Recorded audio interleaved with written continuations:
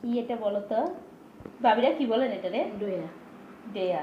ডয়া আমনে না আমরা এটি বলি ডয়া এটা কাঁঠাল মতো না কাঁঠালের মতো। হ্যাঁ, এটা খাইছি একবার, বাবা আনছিল কোনে। ও বাবা তোমার চাচু জানছিল, ইয়া ফুপা জানছিল হেডি মিষ্টি ছিল, আমাদের হেডি মিষ্টি না। এটা কি গাছে? গাছের, আমাদের গাছের। নিজের গাছের লিচু তো ছিল, লিচু আনছিল বাড়ি থেকে। লিচু আনছিল। আমরা তো গত বছর যে ফল দিয়েছিল আমটাম নিয়েতে না, আসে বাড়ি থেকে গাছের অনেক ফল আসে।